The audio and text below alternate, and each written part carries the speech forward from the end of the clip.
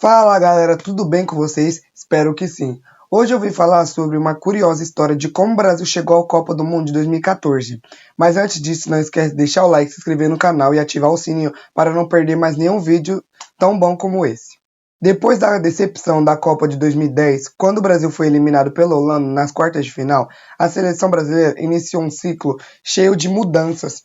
O técnico Dunga deixou o comando da equipe e em seu lugar chegou Mano Menezes, com a missão de renovar a seleção e preparar a equipe para mudanças que teriam um significado especial. Seria a disputa em solo brasileiro pela primeira vez desde 1950. Nos primeiros anos após a Copa de 2010, o Brasil passou por grandes reformulações. Diversos jogadores veteranos deixaram espaço para jovens promessas que começavam a surgir, nomes como Neymar, Lucas Moura, Oscar e Paulinho.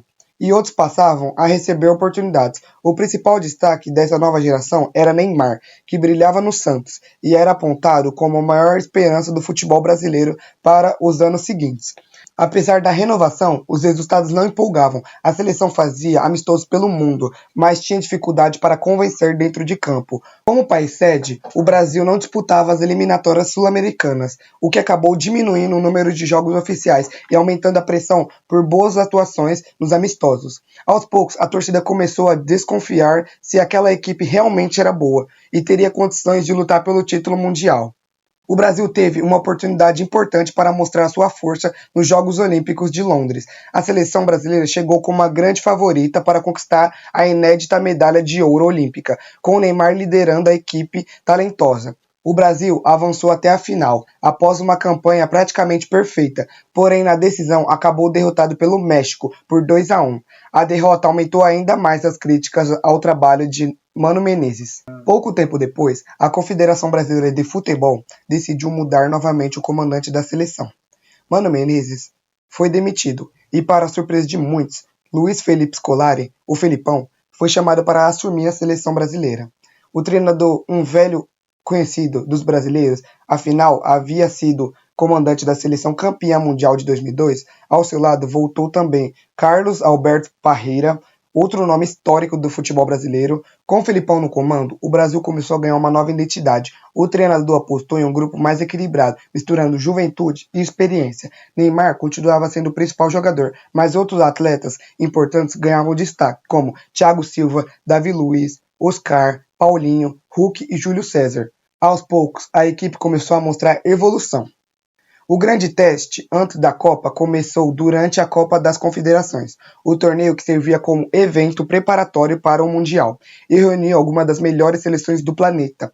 Muitos acreditavam que o Brasil teria dificuldade, já que enfrentaria equipes muito fortes, mas o que aconteceu surpreendeu o mundo. Logo na estreia, o Brasil venceu o Japão por 3-0 com um golaço de Neymar. Depois, derrotou o México por 2-0 e a Itália por 4-2, terminando a fase de grupos com 100% de aproveitamento. Nas semifinais, enfrentou o Uruguai e venceu por 2-1 em uma partida emocionante.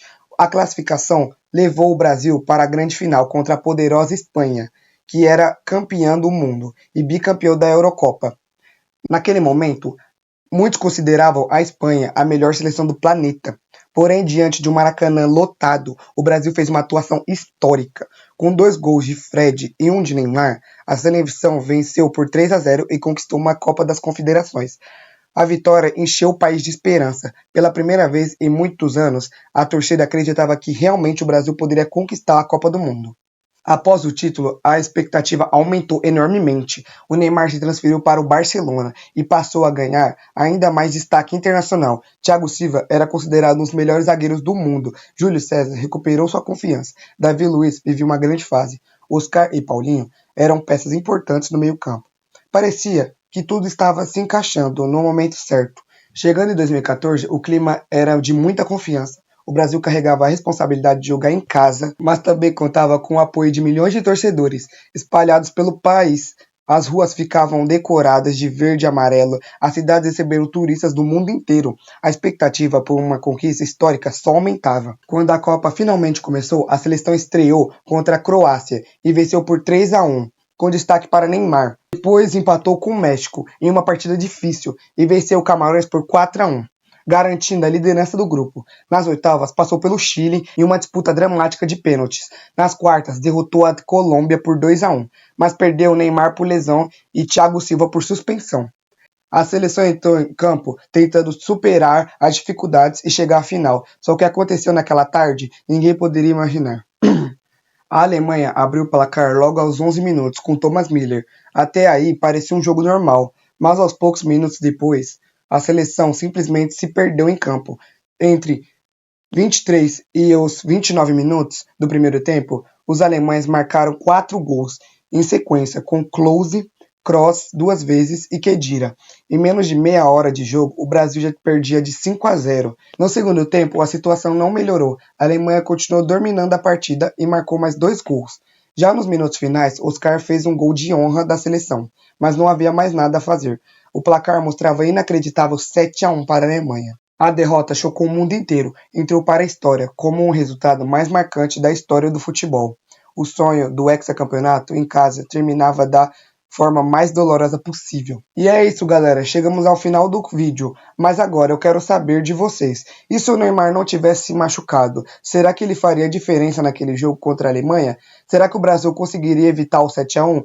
Comenta aí embaixo o que você acha. Obrigado por assistir, valeu e fui!